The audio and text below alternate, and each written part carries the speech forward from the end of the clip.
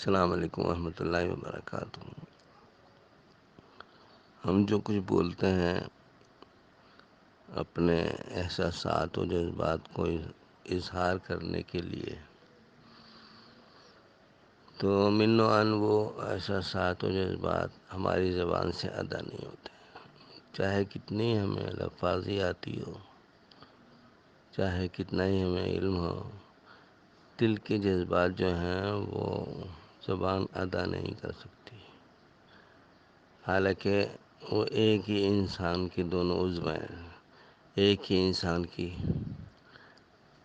ایک ہی جذبات ہیں، ان کو جذبات کا تعلق آواز سے نہیں ہے، دل کے اندر ہے وہ۔ تو زبان جو ہے وہ آواز نکالتی ہے، تو وہ جذبات آواز کی شکل بنتے بنتے ان کی شکل خود اپنی شکل بدل جاتی ہے۔ یہ اس لیے بات کر رہا ہوں کہ قرآن پاک عربی زبان میں ہے، تو کسی اور زبان، چاہے وہ اردو ہو، چاہے انگریزی ہو، چاہے فارسی ہو، چاہے ترکی ہو، چاہے رومن ہو، کوئی سی بھی زبان ہو، وہ ترجمہ کیسے کر دے گی قرآن پاک کا؟ تو یہ جتنے بھی تراجم ہیں ہمارے بڑوں نے کیے ہوئے ہیں، یہ ترجمہ قرآن پاک کا نہیں ہے، یہ تو ترجمہ ہے ان کے جو کچھ انہوں نے قرآن کو سمجھا اس کی ترجمانی ہے، یعنی الحمدللہ رب العالمین۔ اب ہمارے بڑوں نے سمجھا کہ سب تعریف اللہ کے لیے ہے جو سارے جہان کا پالنے والا ہے، تو انہوں نے اس کو اردو میں لکھ دیا، یہی سمجھا تھا یہی لکھ دیا۔ اب ایک بزرگ نے لکھا کہ تعریف اللہ ہی کے لیے ہے جو صاحب ہے سارے جہان کا، تو الفاظ ان کے پاس جو تھے یہ تھے، انہوں نے یہ لکھ دیا۔ مطلب یہ ہے کہ اللہ دیکھ رہا ہے کون کیا کر رہا ہے، اس کے دل میں کتنا اخلاص ہے۔ اگر کوئی بہت اچھا بھی ترجمہ لکھے، سب سے اچھا لکھے، تو بھی وہ عربی زبان کی ترجمانی نہیں ہو سکتی، کیونکہ عربی زبان بڑی عظیم عجیب زبان ہے، عجیب۔ اسی لیے تو اللہ نے اس کو چنا ہے کہ اس زبان میں قرآن نازل کیا جائے۔ بہرحال اس کا مطلب یہ نہیں ہے کہ پھر ہم کیا کریں، ہم سے تو ہوتے ہی کچھ نہیں۔ اب آؤ قرآن پاک کی ایک آیت ہے، اگر آپ تحقیق کرنا چاہو گی تو بعد میں پوچھ لینا، میں ابھی نکال کے دکھا دوں گا، بتا دوں گا کہ اس میں اللہ نے فرمایا ہے کہ قرآن کہہ رہا ہے ہم خود سکھائیں گے تمہیں قرآن۔ اب پتہ چلا کہ قرآن نے عربی میں کہہ دیا اور سارے ایمان والوں سے کہہ رہا ہے، اور سارے ایمان والوں کوئی امریکہ میں بسا ہوا ہے، کوئی افریقہ میں بسا ہے، کوئی تھائی لینڈ میں ہے، کوئی چائنا میں ہے، کوئی کوریا میں ہے، کوئی ہندوستان میں ہے، کوئی پاکستان، سب کے لیے کہہ رہا ہے کہ ہم سکھائیں گے۔ بس ختم ہو گئی بات۔ اب نہ تقی عثمانی صاحب کا سکھائے گا، نہ بیان القرآن سکھائے گا قرآن۔ تو قرآن میں لگنا جو ہے نا وہ شرط ہے، ظاہر جب ہم قرآن میں لگیں گے تو جبھی تو ہمیں قرآن سکھائے گا، لگیں گے نہیں تو قرآن ہمیں کیا قرآن سکھائے گا؟ تو یہ دل جمعی کی بات ہے۔ اب جیسے آسان ترجمہ قرآن آپ پڑھ رہی ہو تو اس کو پڑھو، اللہ تعالیٰ ضرور بے ضرور آپ کی استعداد بڑھا دے گا۔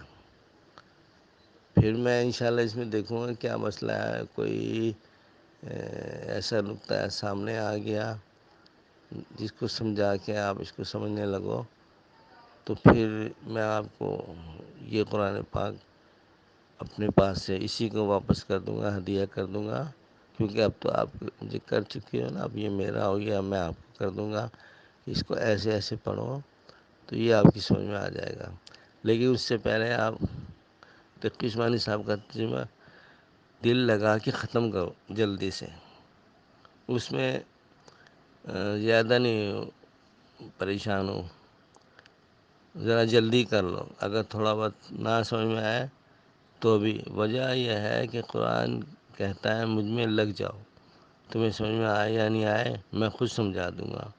اب کب سمجھا دے گا؟ وہ سمجھا دے گا. بس اللہ تعالیٰ نے قرآن میں کہا ہے، یہ قرآن کا فرمان ہے، اس کو کوئی ٹال نہیں سکتا ہے، اس میں کوئی آنچ نہیں ہے، اس میں کوئی ذرا سا بھی اونچ نیچ نہیں ہو سکتی. قرآن ضرور سمجھائے گا، بس ہم جو ہے سمجھنے کی طلب کریں، انشاءاللہ اللہ سمجھا دیں گے.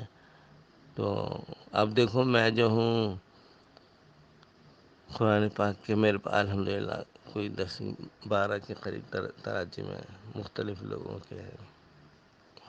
ترجمہ یہ آسان ترجمہ قرآن بھی ہے، اور سارے اچھے خاصے ہیں 10-12 ترجمے. تو کوئی مسئلہ ہوتا ہے تو میں یہ دیکھتا ہوں کہ فلاں نے کیا کہا ہے، فلاں نے کیا کہا ہے، فلاں نے کیا کہا ہے، تو وہ مسئلہ حل ہو جاتا ہے. وہ بس یہ ہے کہ اس کی وجہ یہ ہے کہ ہم لگ جاتے ہیں قرآن میں نا، تو اللہ تعالیٰ ہمارے لگنے کو قبول فرما لیتے ہیں اور کہتے ہیں اس بندے کی استعداد، اور قرآن کے برابر تو کسی کی استعداد ہو ہی نہیں سکتی. اسی لیے تو اللہ نے کہا کہ ہم خود سمجھا دیں گے تمہارے کو. لگنا شرط ہے. دل اچاٹ ہوتا ہے، ہونے دو، شیطان بہکائے گا، بہکانے دو. بہت سارے مسئلے مسائل سامنے لائے گا، اس کی پرواہ نہیں کرو. جی ابھی تو وضو نہیں ہے، وضو کرنا پڑے گا، اور ایسا اور ویسا بہت سارے مسائل آئے گا. تو آپ اس کو کہنے دو وضو کر لو اور لے کے بیٹھو اپنی پابندی کے ساتھ. ایک تو یہ کہ بھئی اتنا ٹائم روزانہ دینا ہے، اس میں تو کمی ہی نہیں کرو. اور پھر یہ ہے کہ اس سے زیادہ ہو جائے تو فبیہا. تو میں نے جو قرآن شریف پڑھتا ہوں نا زیادہ تر وہ ہے موزے قرآن. وہ شاہ عبد القادر محدث دہلوی رحمۃ اللہ علیہ کا ترجمہ ہے. یہ ترجمہ جو ہے دنیا کا سب سے پہلا ترجمہ ہے اردو زبان میں. اور یہ اس وقت ہوا ہے جب اردو زبان اپنے گھٹنوں پہ بھی صحیح طرح کھڑی نہیں ہوئی تھی، یعنی نئی نئی زبان وجود پا رہی تھی. اب بتاؤ جو زبان خود اپنے گھٹنوں پہ نہیں صحیح طرح سے کھڑی ہو پا رہی ہو، اپنے پیروں پہ نہیں کھڑی ہوئی، اس زبان میں قرآن پاک کا ترجمہ لکھا گیا ہے. حیرت کی بات ہے. اور وہ اتنا کامل ترجمہ ہے کہ اس کا کوئی ثانی نہیں ہے آج تک. 1205 میں لکھا گیا تو ہجری میں، اور آج 1445 ہو گئے. 240 سال پہلے لکھا گیا ہے وہ ترجمہ، اندازہ کرو. تو وہ اتنا کامیاب ہے، اس جیسا کوئی ترجمہ نہیں، کسی نے نہیں مانا. سب کہتے ہیں ہاں اس سے اچھا کوئی ترجمہ نہیں، لیکن ہے وہ دیکھنے میں بڑا مشکل لگتا ہے. ظاہر بات ہے ایک ایسے زمانے میں لکھا گیا 240 سال پہلے کہ اردو خود پوری طرح سے ڈیولپ نہیں ہو پائی تھی. لیکن یہ کرامت ہے اللہ نے ان کو دی کہ جب اردو ڈیولپ نہیں ہو رہی ہے، اس کی ڈیولپمنٹ چل رہی تھی اور کامل زبان نہیں بنی تھی، اس وقت اللہ نے قرآن پاک کا ترجمہ لکھوا دیا اس زبان میں. یہ ایک عجیب سا معجزہ ہے قرآن پاک کا. یہ ثبوت ثابت ہو گیا کہ اللہ نے کہا ہم سمجھائیں گے. اب بتاؤ جو ترجمہ اتنا مشکل ہوگا، وہ جو مدرسے کے علماء ہیں نا، ان کی تو سمجھ میں ہی نہیں آتا ہے وہ ترجمہ. بڑے بڑے عالم جو ہیں اس کو سمجھ نہیں پاتے ہیں. الحمدللہ ہماری تو سمجھ میں ہی وہی آتا ہے. دوسرے ترجمہ جو ہے نا وہ اس ترجمہ سمجھ میں تو آتا ہی ہے، مگر یہ اس میں دل نہیں لگتا، اس لیے کہ وہ بہت لیندی نظر آتا ہے، بہت آسان، بہت سادہ.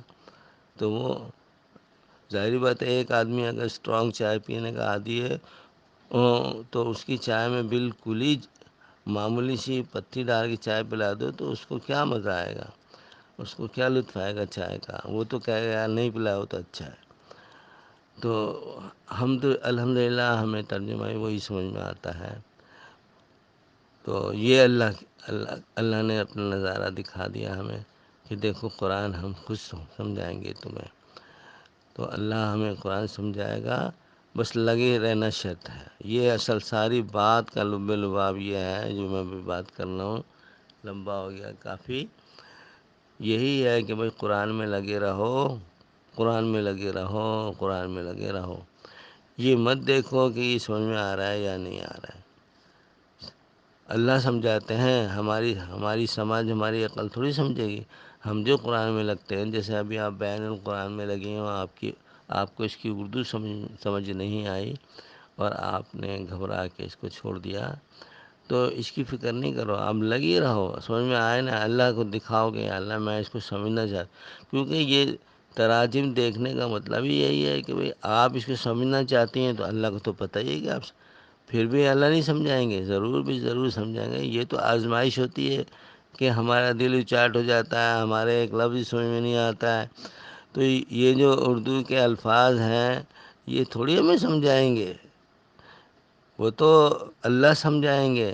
بس ہمارے پاس بہانہ ہو کہ ہم نے یہ اردو کے ٹوٹے پھوٹے الفاظ جو ہے اس سے قرآن سمجھنا چاہا تھا۔ اب اگر جبرائیل علیہ السلام بھی ترجمہ کر دیں گے نا، تو بھی وہ قرآن پاک کا حق ادا نہیں کر سکتے، اس لیے کہ قرآن پاک تو اللہ کا کلام ہے، وہ کیسے ترجمہ کر دیں گے اس کا؟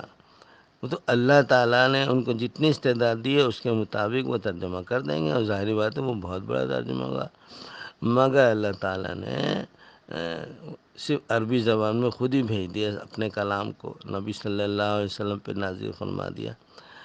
تو بس ہم اس میں لگ رہے ہیں، ہو جائے گا انشاءاللہ، سب ہو جائے گا، لگنا شرط ہے۔ اور پھر دیکھنا کہ سارے علوم جو ہیں وہ آپ کے قلب میں آتے چلے جائیں گے۔ اور دوسری بات یہ ہے کہ یہ دیکھو قرآن پاک میں خزانے بھرے ہوئے، خزانے بھرے ہوئے، ہماری غذاؤں کے خزانے، ہماری روح کے خزانے، ہمارے قلب کے خزانے، سونے چاندی کے خزانے، ہیرے جواہرات کے خزانے، اور پتہ نہیں کیا کیا ہے، ہماری زبان ادا ہی نہیں کر سکتی، ہمارے پاس وہ الفاظ بھی نہیں ہیں جو قرآن میں لگے ہوئے ہیں۔